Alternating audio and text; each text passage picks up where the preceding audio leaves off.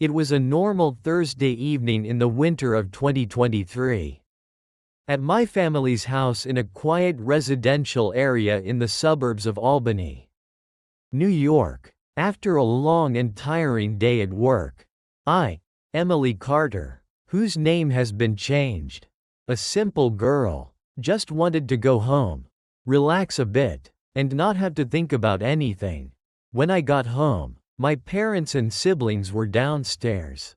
Dad and Mom were watching a movie on TV in the living room, while my younger siblings were playing noisily in the family room. The atmosphere in the house was warm and familiar. I went up to my room on the second floor. My room was quite simple, with a bed, a desk, and a small bookshelf. I closed the door, took off my jacket, and sat down on the bed. I took out my phone, scrolling through social media for a while. The light from the phone screen illuminated my face in the darkness. I felt relaxed, being alone after a long day of interacting with many people.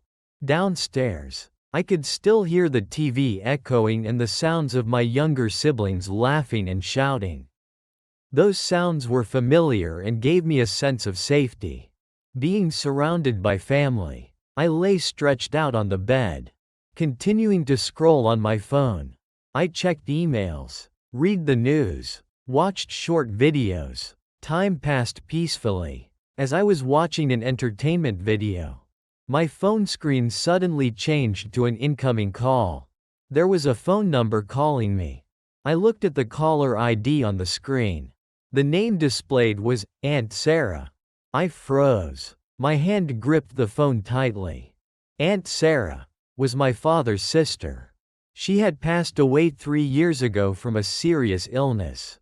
How could she be calling me? The phone number displayed on the screen was Aunt Sarah's old phone number. I still had her number saved in my phone's contact list. A sudden cold feeling enveloped me. Not the cold of the weather. It was a deep, chilling cold. Perhaps someone had taken Aunt Sarah's old phone number and was calling by mistake? But why did it display the name Aunt Sarah? I stared at the phone screen, hesitating. Should I answer, or should I ignore the call? Curiosity mixed with fear urged me on. I wanted to know who was calling from Aunt Sarah's phone number. Finally, curiosity won over fear. I took a deep breath and pressed the answer button. The call from the grave had just begun to echo in my ordinary life. I pressed the answer button and put the phone to my ear. My heart pounded in my chest. I held my breath, listening. The other end was silent for a moment. There was only a slight static sound, like a weak signal. Then, I heard a sound. It was a voice. A very soft voice, like a whisper, but clear. A woman's voice. Emily, darling. It was Aunt Sarah's voice. I froze. I couldn't believe my ears. Aunt Sarah's voice. The real thing. The voice sounded very weak, as if coming from a great distance, or from deep below. It had a strange timbre, as if distorted, warped. I was speechless. My throat felt choked. The voice spoke again, softly, but with a strange urgency. Can you hear me? I'm here. So cold. I felt as if a sudden bone-chilling cold draft radiated from the phone, piercing through my ear, engulfing me. The cold was very different, very deep, as if it penetrated my bones. It was the cold of death. Aunt Sarah, I said softly, my voice trembling uncontrollably. The silence on the other end lasted for a few seconds. Then, the voice spoke again. This time, it sounded a bit clearer, but still with that strange timbre. Emily, come, play with me. Come to my grave. It's so lonely here. Those words sent shivers down my spine. Come to Aunt Sarah's grave, play with her. Where was she? Where was she calling from? I remembered my father saying that Aunt Sarah's phone had been buried with her. A horrifying truth suddenly dawned on me. Aunt Sarah was calling me from the grave. A voice from the other side. I screamed in horror and threw the phone away. The phone hit the wall and fell onto the floor. I sat on the bed, trembling all over, gasping for breath. My heart pounded in my chest. I heard the faint sound of the voice still coming from the phone on the floor. Even though I no longer had the phone to my ear, I could still hear it. Come, play with me, Emily. It's so dark here. I couldn't stand it anymore. I jumped out of bed, ran out of the room, ran down the stairs. I ran downstairs, where my parents and siblings were sitting. Dad, Mom, I screamed, my voice full of panic. My parents and siblings jumped, looking at me. Their faces were full of confusion. I ran to my parents, trembling all over. What's wrong, dear? My mother asked, her voice worried. Dad, Mom, I just got a call. I stuttered, barely able to get the words out. Who called you? My father asked, his voice slightly annoyed because I had interrupted the movie. It was Aunt Sarah, I said, tears streaming down my face. Aunt Sarah called me. My father's face suddenly changed.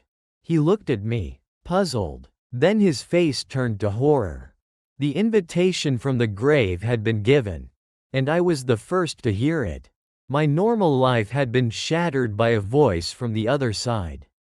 I stood there, trembling, tears streaming down my face, telling my parents that Aunt Sarah had called me. My father's face went from puzzled to horrified. My mother and siblings looked at me, full of worry, not understanding what was happening. What are you saying? My father asked softly, his voice as if he couldn't believe his ears. Aunt Sarah called you. Yes, Dad, I said, my voice rising in panic. It was her number. I still have her number saved in my contacts.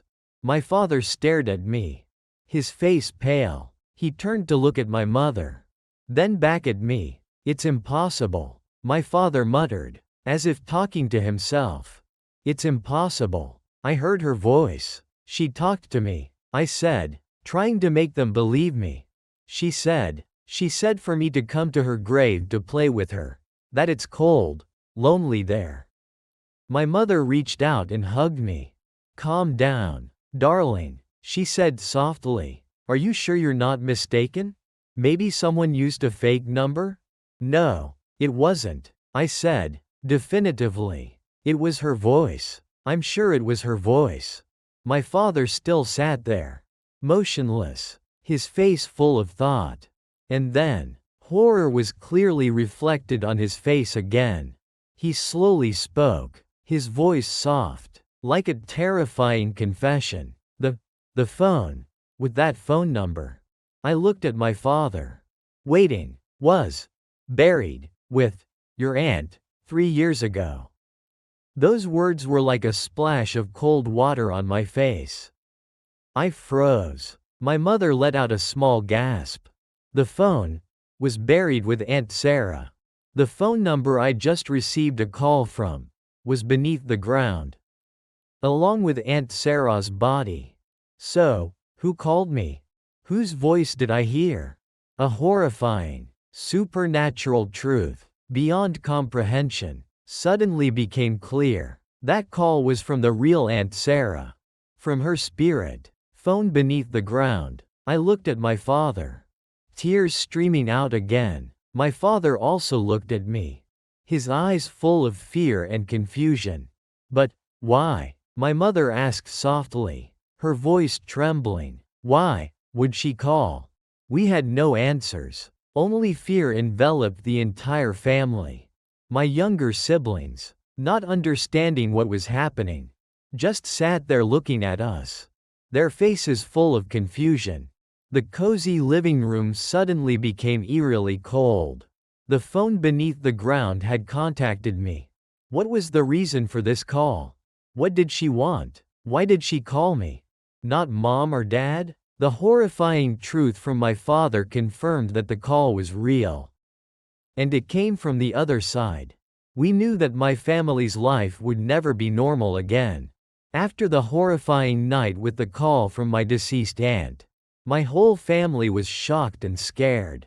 We talked about it for a long time, trying to find a logical explanation, but couldn't. The truth about the phone being buried with Aunt Sarah invalidated all normal explanations. We decided that the only way to understand what was happening was to visit Aunt Sarah's grave. Perhaps there was a reason she was contacting us, and it was related to her resting place. The next day, around 4 to 5 p.m., after I got home from work, my whole family went to the local cemetery in Albany, where Aunt Sarah was buried. The sky was gloomy, and the cold air of winter enveloped the cemetery. The cemetery was large and quiet. Gravestones and monuments stood solemnly in the silence. We found the area where Aunt Sarah's grave was. Aunt Sarah's grave was under a large tree. We stood around the grave, lit incense, placed flowers, and prayed for her. The atmosphere was somber and sad.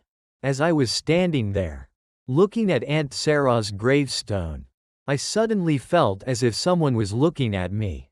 A familiar cold feeling crept into me again, just like the cold from the phone last night. I looked up, looking around. Around us, there were only graves and trees. There was no one else there. However, the feeling of being stared at remained. Very strongly, I looked into the distance, towards the cemetery fence, where there were large trees. And then, I saw a dark shadow, a black figure, indistinct, hiding behind a tree trunk, some distance away from where we were standing. The dark shadow looked like the shape of a person, but it was not clear, like a shadow denser than the surrounding darkness. It stood there, motionless, as if observing us. My heart suddenly beat faster. That dark shadow. I knew that wasn't a normal person. That was something else. I trembled, pointing towards it. Dad, Mom, look there. My parents and siblings turned their heads, looking in the direction I pointed. Their faces were full of confusion. As soon as they looked in that direction, the dark shadow suddenly vanished, as if it had sunk into the tree trunk or dissolved into the air. Where, dear? My father asked, his voice slightly annoyed because I had startled him. I don't see anything. It was there. Dad, I said, my voice rising in panic. A dark shadow. It was standing behind that big tree. My mother looked at me worriedly. Are you sure you're not mistaken? Maybe it was a shadow from a tree or a trick of the light. No, it wasn't, I said, firmly. It was real. I clearly saw a dark shadow. My father looked towards the tree I had pointed to, then looked around the surrounding area. His face was full of thought.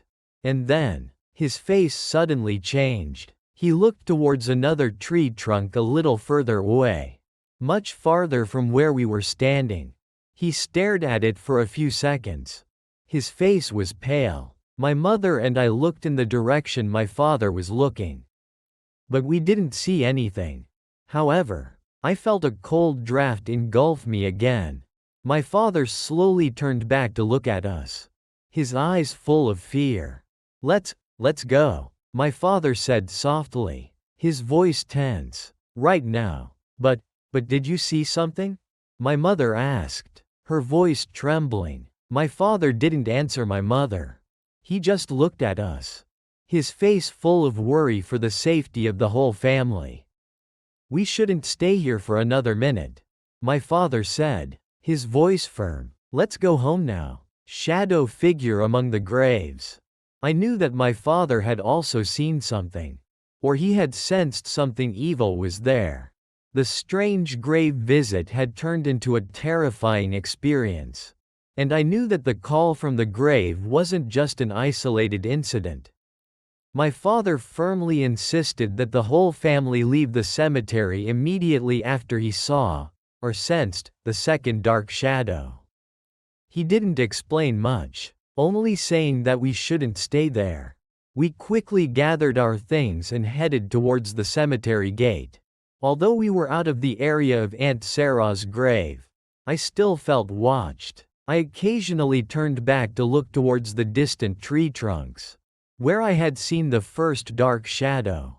I didn't see anything, but the feeling was still there.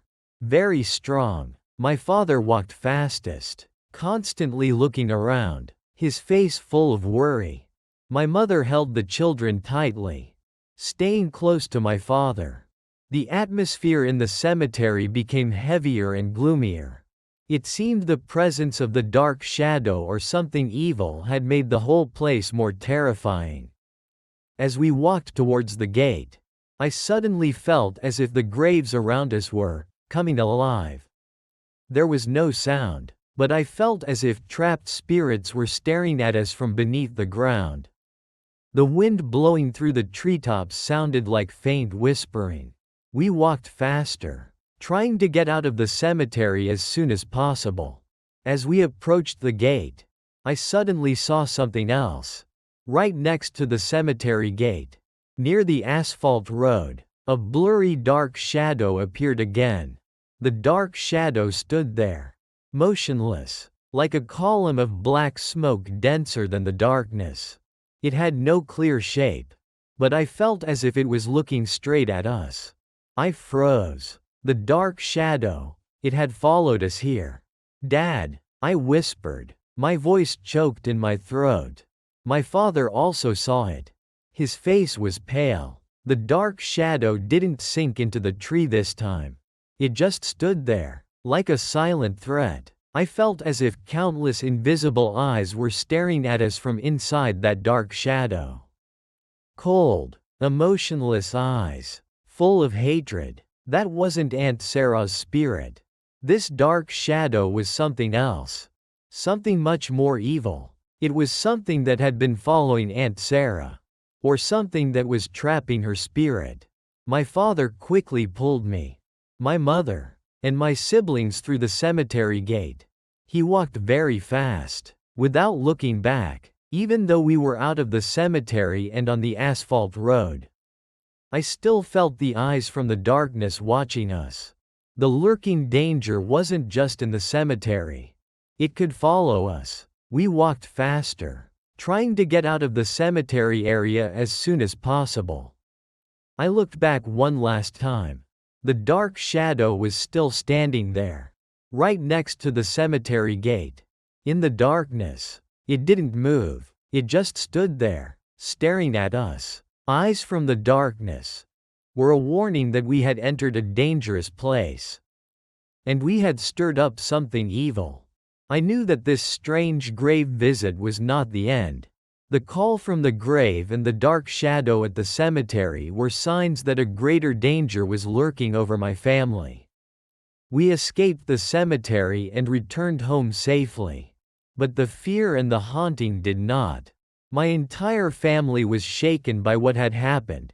The call from the phone number buried with Aunt Sarah and the mysterious dark shadow at the cemetery. After that night, my family's life was no longer normal.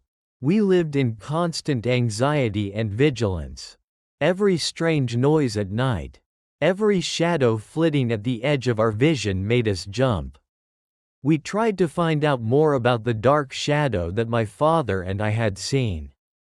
We searched for information about shadow entities, supernatural beings reported in the Albany, New York area. We found a few stories about mysterious black shadows appearing in places related to death or tragedy.